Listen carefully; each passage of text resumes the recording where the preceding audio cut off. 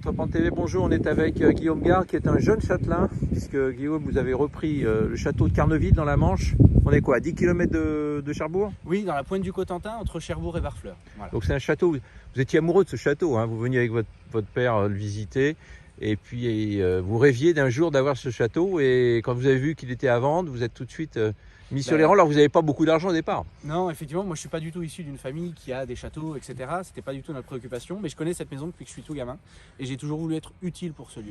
Et donc lorsque l'opportunité s'est présentée de pouvoir l'acheter, j'ai fait un montage financier d'échange et soult, c'est-à-dire qu'on a échangé de maison avec l'ancienne propriétaire, ouais. Et je lui donne une rente mensuelle qui me permet d'être en pleine propriété du lieu et d'en faire quelque chose depuis maintenant presque 10 ans. Très entreprenant, donc dès le départ. C'est un château du 18e.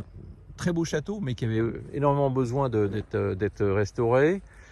Donc vous l'avez repris depuis maintenant combien d'années? Dans quelques mois, ça fera 10 ans. Ça fera 10 ans. D'ailleurs, vous êtes dans la région, vous êtes un peu une fierté locale, parce que vous avez bénéficié du prix de la fondation du Loto du patrimoine. Le Loto du patrimoine, la mission qui est portée par Stéphane Bern et la Fondation du patrimoine et la Française des Jeux. On a été élu monument emblématique de région Normandie en 2018 pour la première édition. Donc ça prouve quand même que vous êtes, je dirais, dans les clous et que vous êtes vraiment dans ce que le patrimoine exige.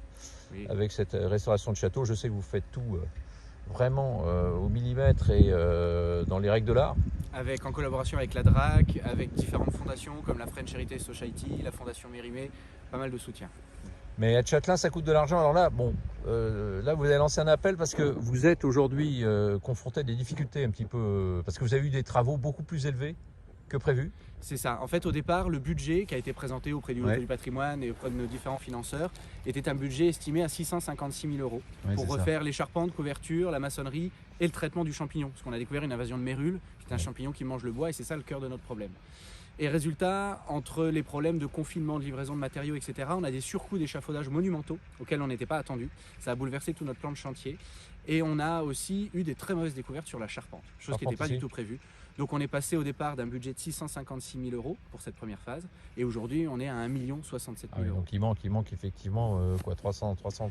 C'est ça. Alors entre les différentes subventions et les différentes choses qui sont déjà actées grâce à un soutien du conseil départemental, un soutien qui va venir de la région Normandie, là il faut que je trouve 350 000 € pour boucler cette enveloppe. Donc on lance un appel sur Entreprendre TV, Guillaume Gard. Alors on va parler de haut niveau fiscal parce qu'il y a des avantages.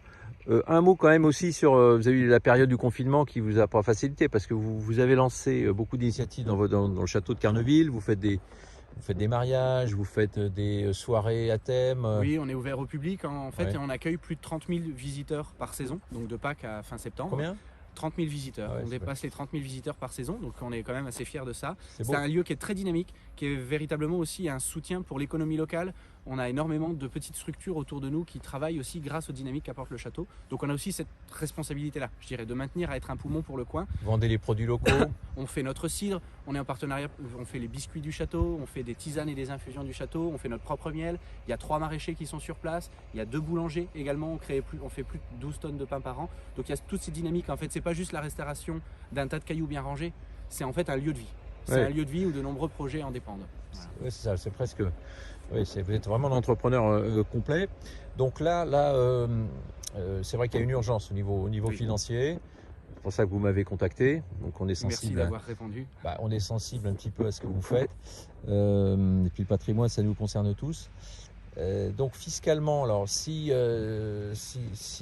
des mécènes sont intéressés par vous aider dans ce château de Carneville dans la Manche, château du 18e que vous êtes en train de restaurer complètement, ils ont droit à des défiscalisations. C'est ça. En fait, il y a 2 options. Si c'est un don qui est fait par une entreprise, c'est défiscalisable à hauteur de 60% de l'impôt sur la société. Dans les limites de 5% du chiffre d'affaires hors taxe, mais c'est reconductible pendant 5 ans. Ouais. Et si c'est un don qui est fait à titre personnel, à fonds privé, c'est déductible à hauteur de 66% de l'impôt sur le revenu. Par exemple, un don de 10 000 €, in fine, coûtera 3 400 €. D'accord, donc ça, vous l'expliquerez aux gens qui vont vous contacter. Voilà. En tout cas, on est vraiment sensible à votre appel, c'est pour ça qu'on est là.